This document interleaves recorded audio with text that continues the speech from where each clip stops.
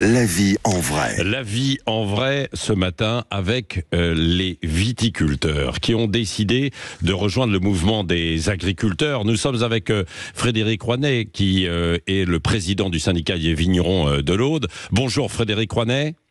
Bonjour. Bon, qu'est-ce qui vous amène à rejoindre ce mouvement et vous nous expliquerez après ce que vous allez faire, hein. Bien, disons que nous, depuis les vendanges, on a fait plusieurs opérations. On a fait une grande mobilisation qui a réuni 6000 personnes dans les rues de Montpellier, de Narbonne, le 25 novembre. Et malheureusement, on attend encore les réponses. Oui. Donc j'étais à la manifestation à Toulouse mardi dernier, là où un peu tout a commencé. Et donc on s'est associé avec des agriculteurs et dans l'Aude depuis mardi il y a le blocage de la Socamine. Oui. Et aujourd'hui on a décidé de faire quelque chose sur Narbonne qui est quand même la capitale du vin. Oui. Et pour montrer que maintenant il y en avait marre et qu'il fallait qu'il y ait des réponses concrètes. Oui, c'est ça. Alors qu'est-ce que vous réclamez, vous, pour du côté de la viticulture, Frédéric Rouanet ? Eh bien, nous, si vous voulez, la crise viticole est tellement grave que nous avons besoin de mesures conjoncturelles, d'aides bancaires, de fonds d'urgence, parce que les trésoreries sont à sec, les trésoreries des vignerons sont dans des états lamentables.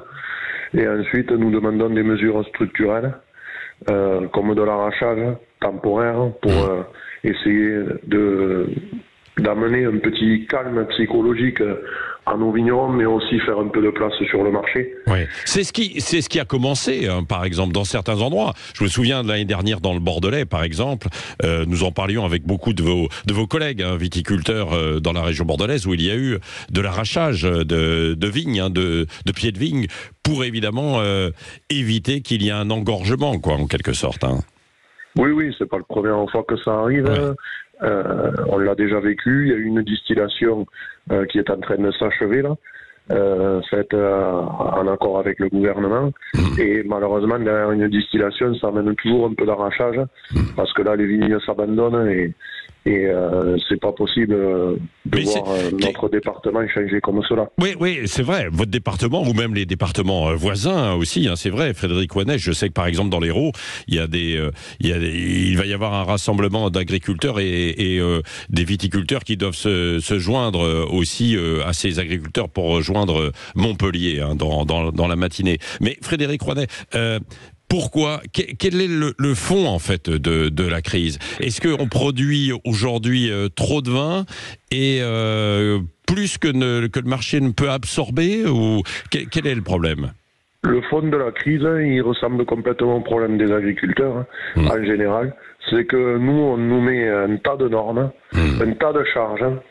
On veut faire plus blanc que blanc en France. On veut être le vin le plus propre au monde. Sauf qu'aujourd'hui, à côté de chez nous, il y a des vins espagnols qui rentrent à moitié prix et on leur déploie le tapis rouge et là, il n'y a pas d'OFB, de DREAL, de quoi que ce soit pour aller contrôler si ils ont mis tel produit ou quoi. Et le problème, c'est que on a un produit qui, aujourd'hui, correspond aux consommateurs. Mais ces consommateurs, ils ont perdu du pouvoir d'achat et ils peuvent plus en acheter autant qu'avant. Donc ça crée une déconsommation au plan national. Oui, d'accord. Bon, et donc vous me dites que vous allez aller à Narbonne, hein, en fait, de nouveau, c'est ça ? Où est-ce qu'il va y avoir des blocages dans l'Aude, là, ce matin ? Ouais, en fait, des convois vont d'ailleurs partir là dans 20 minutes de Carcassonne et on converge tous vers Narbonne. Ouais. Bon, après, on a un syndicat qui a une forte capacité de mobilisation. Du coup, on va être la plus grosse mobilisation de France. Donc, je peux vous garantir que là, je suis aux commandes depuis tôt ce matin pour que les choses se passent. J'imagine. J'imagine, Frédéric Rouanet. Oui, que ça se passe au mieux, parce que comme il y a de la colère, il faut en même temps, certes manifester, mais peut-être éviter trop les gestes de violence, parfois les dérapages. Bien, en fait, le gouvernement, comme il a un pouvoir faible, il nous a donné un peu ce rôle de médiateur au syndicalisme, puisque le syndicalisme, ils l'ont mis complètement de côté, ce qui est une catastrophe. Mais sauf que moi, je suis pas d'accord. Mon rôle n'est pas médiateur. Mon rôle, c'est d'être porte-parole d'une base. Et alors, oui, la colère, parfois, elle monte. On essaye de la contenir. Mais je suis ni gendarme, ni juge. Et je suis porte-parole. Et à un moment, cette colère, quand elle éclate, il faut aussi que le gouvernement la prenne en compte. Il en est 100% responsable. Bon, je peux dire quand même aux automobilistes ou aux chauffeurs routiers qui sont dans le coin d'éviter peut-être de prendre l'autoroute, parce que vous allez prendre l'autoroute entre Carcassonne et Narbonne, quoi. Hein.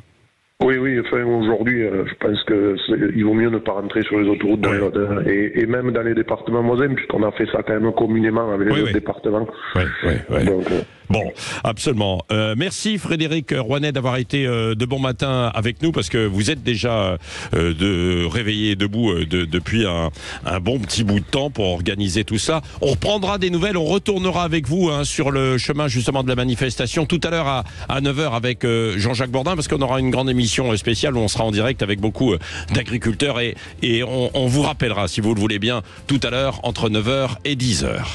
Merci d'avoir été avec nous sur Sud Radio ce matin, en tout cas Frédéric Rouanet, dans un instant les grands titres de l'actualité, puis on va revenir aussi sur la loi immigration, et puis tout à l'heure dans C'est bon à savoir, vous allez voir justement comment circuler alors qu'il y a plein de blocages sur les routes.